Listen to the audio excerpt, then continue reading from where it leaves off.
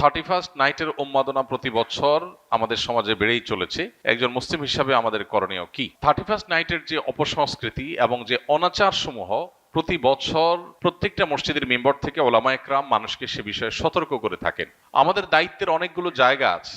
সবকিছুর আগে আমাদের যে করণীয় সেটি হলো আমাদের নিজেদের আগে অনুধাবন করতে হবে, গভীরভাবে উপলব্ধি করতে হবে যে 31st নাইটের এই কালচারের ক্ষতিকর দিকগুলো কি।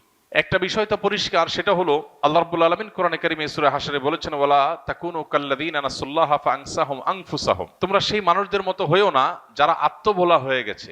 নিজের গন্তব্য, নিজের পরিণতি, পরিণাম, নিজের আত্মপরিচয় এগুলো যারা ভুলে গেছে, যারা উন্মাদনায় গা ভাসিয়ে দিয়েছে, যারা ভোগবাদে ডুবে গেছে, ডুবে গিয়ে তারা নিজেদের আল্লাহকে ভুলে বসে আছে। তো এই মানুষগুলোর মতো তোমরা হইও না। যারা আল্লাহকে ভুলে বসে থাকে, গাফেল হয়ে যায়, সে মানুষগুলো তাদেরকে আল্লাহ তাআলা আত্মভোলা করে দেয়। নিজের ভালো মন্দ সে বুঝে না, নিজের ধ্বংস নিজে ডেকে আনে। এই সমস্ত অপসংস্কৃতির মধ্যে যারা হাবুডুবু খাচ্ছে, সেই তারুণ্যকে বিশেষ করে বলতে চাই, তারা আল্লাহকে ভুলে গেছেন। আল্লাহর স্মরণ যদি কারোর থাকে, আল্লাহর প্রতি বিশ্বাস যদি কারোর থাকে, আল্লাহর চিন্তা যদি কারোর মধ্যে জাগরুক থাকে, তাহলে সে কখনো আত্মভোলা হয় না। তার ভালো মন্দ সে বুঝে। মানুষ নিজের ধ্বংস নিজে ডেকে আনে তখনই যখন সে আল্লাহকে ভুলে যায়। আল্লাহ বলেছেন, সে আল্লাহ ভোলা মানুষের মতো হয়েও না যারা আল্লাহ ভোলা হওয়ার কারণে আল্লাহ তাদেরকে নিজেদের ব্যাপারে আত্মভোলা করে দেয়। যে সমস্ত তরুণরা এই সমস্ত উন্মাদনায় লিপ্ত, তারা নিজেরাও জানে না তারা কিভাবে নিজেদের ধ্বংস ডেকে আনছে, নিজেদেরকে ক্ষতির মধ্যে ফেলছে, তাদের মাধ্যমে অন্য অনেককে ক্ষতিগ্রস্ত করছে। এই চিন্তাটুকু পর্যন্ত তাদের নাই, আত্মভোলা হয়ে গেছে।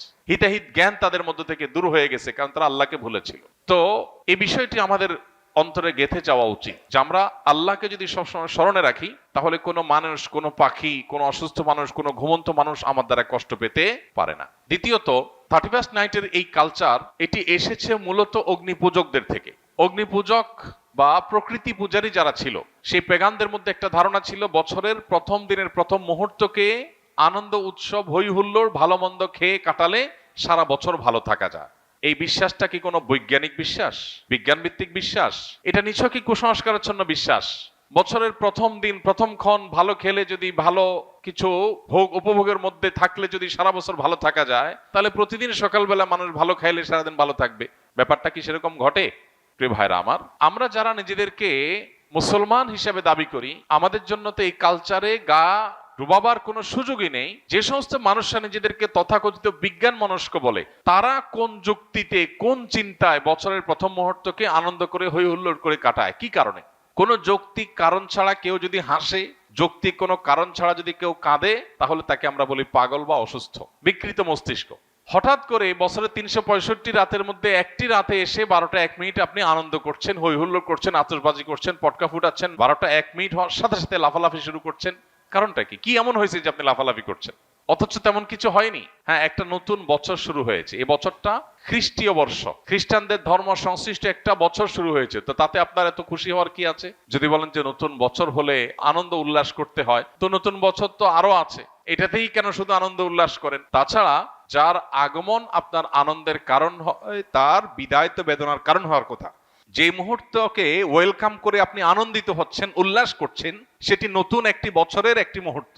সেটা যদি আপনার আনন্দের কারণ হয়, তাহলে তার এক মুহূর্ত আগেই তো আরেকটি বছরের বিদায় ঘটেছে, তখন তো আপনি কাঁদেননি। যে আসলে আপনি খুশি হয়ে যাচ্ছেন, তার বিদায় তো আপনার ব্যথিত হওয়ার কথা, কিন্তু সেটা তো হচ্ছেন না। তাহলে বোঝা গেল এটা একটা অযৌক্তিক উৎসব, যে উৎসবের পেছনে কোনো লজিক্যাল গ্রাউন্ড নাই, কোনো যৌক্তিকতা নাই, হাসির কোনো কারণ নাই। এই উন্মাদনা, এটা কুসংস্কারাচ্ছন্ন বিশ্বাস থেকে আসছে। এই চিন্তা, এই ভাবনা আমাদের নিজেদেরকে আগে ভালো করে রপ্ত করতে হবে, এরপর আমাদের তরুণদেরকে বোঝাতে হবে। এরপরে যে বিষয়টি আমাদের লক্ষ্য করা দরকার, সেটি হলো আমরা প্রতি বছর দেখি এই আতশবাজির ফলে আমাদের সমাজে মানুষের জীবনের নিরাপত্তা এটা হুমকিতে পড়ে, স্বাস্থ্য ঝুঁকি তৈরি হয়, পরিবেশ বিপর্যস্ত হয়, তরুণদের মধ্যে ভোগবাদের উন্মাদনা তৈরি হয়, নীতি নৈতিকতা, আখলাক এটার অবক্ষয় ঘটে। এই সবগুলো বিষয় এই একটি অপসংস্কৃতির মধ্যে আছে। অন্য কোনো অপসংস্কৃতির একটার মধ্যে এত খারাপ দিক নাই। গত কয়েক বছর আগে প্লাস্টিকের কারখানায় আতশবাজির আগুন লাগার কারণে একজন নারী উদ্যোক্তা নিঃস্ব হয়েছেন, সব গণমাধ্যমে সংবাদ হয়েছে, কিন্তু আতশবাজি থামেনি।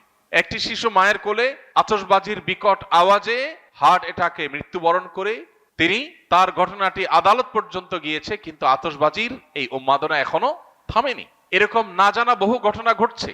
প্রতি বছর আমরা দেখতে পাই বিভিন্ন ভিডিও ফুটেজে যে বিভিন্ন জায়গায় অসংখ্য পাখি মরে পড়ে আছে। কারণ আতশবাজির যে ধোঁয়া, এই ধোঁয়া এতটা বিষাক্ত যে এ বিষয়ে বিশেষজ্ঞগণ বলেন যে পার্টিকুলেট ম্যাটারের পরিমাণ আকাশে সাধারণত যা থাকে তার চেয়ে কয়েক গুণ বেড়ে যায় আতশবাজির আগুনের ফলে। এর কারণে বৃদ্ধ, শিশু, শ্বাসকষ্টে ভোগা রোগীরা যারা আছেন, এটা তাদের জন্য অনেকটা নীরব ঘাতকের মতো ভূমিকা আসে এবং তাদের জীবনকে ধ্বংসের দিকে নিয়ে যায়। ঠিক একইভাবে এই বিকট আওয়াজের কারণে মানুষের কানের যে সহ্য ক্ষমতা আছে সেটার চাইতে বেশ খানিকটা বেশি আওয়াজ তৈরি হওয়ার কারণে এর ফলে মানুষের হার্ট অ্যাটাকের সম্ভাবনা তৈরি হয়, অসুস্থ মানুষদের আরো অসুস্থ হওয়ার, মৃত্যুর মুখে ঢলে পড়ার আশঙ্কা তৈরি হয়। পশু পাখি, বিশেষ করে ছোট ছোট পাখিগুলো যেগুলো আছে, সেগুলো মৃত্যুর কারণ হয় হার্ট অ্যাটাকের কারণে। অতএব এ ধরনের একটা স্বাস্থ্য ঝুঁকি আছে।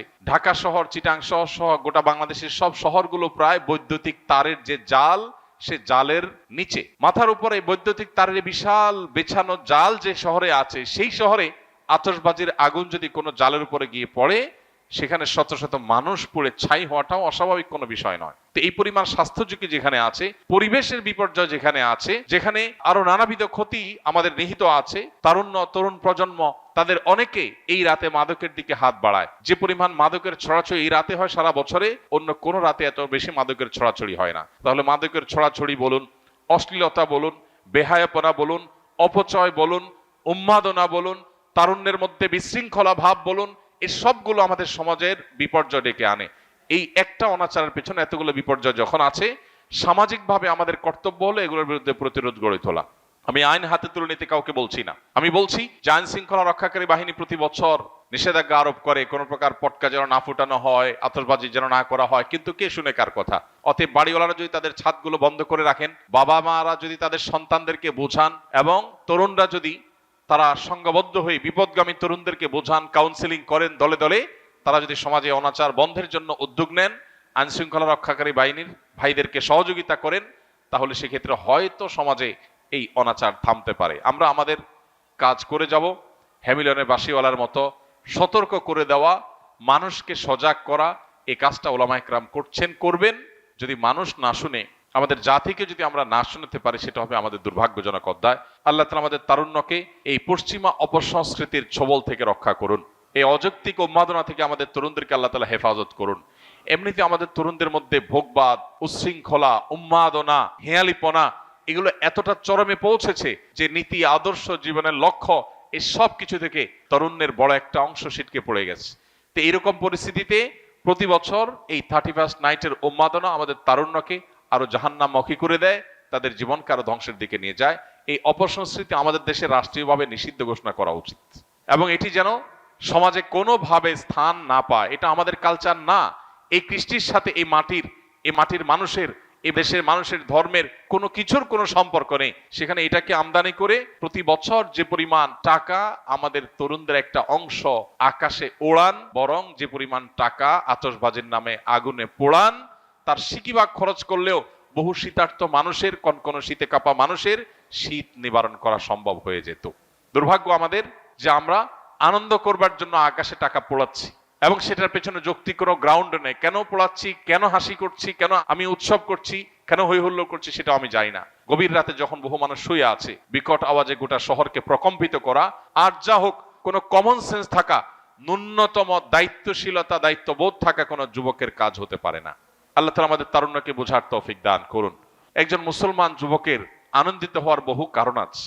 আপনি 31st নাইটের এই উন্মাদনার জন্য যে টাকা ব্যয় করে আনন্দিত হচ্ছেন, আমি জানি আপনি কিছু আনন্দ হয়তো পাচ্ছেন, কিন্তু আপনার এই বাজেট, এই সময়, এই শ্রম ব্যয় করে কিছু বন্ধুরা মিলে যদি পথের ধারে শুয়ে থাকা শীতার্ত মানুষদের কিছু গরম খাবার, গরম কাপড়, পোশাক যদি তাদেরকে উপহার দেন, তাহলে আপনার মধ্যে ওই আতশবাজির চাইতে অনেক বেশি আনন্দ বয়ে যাবে, আপনি অনেক বেশি মানসিক সুখ পাবেন। আল্লাহ আমাদেরকে বোঝার তৌফিক দান করুন।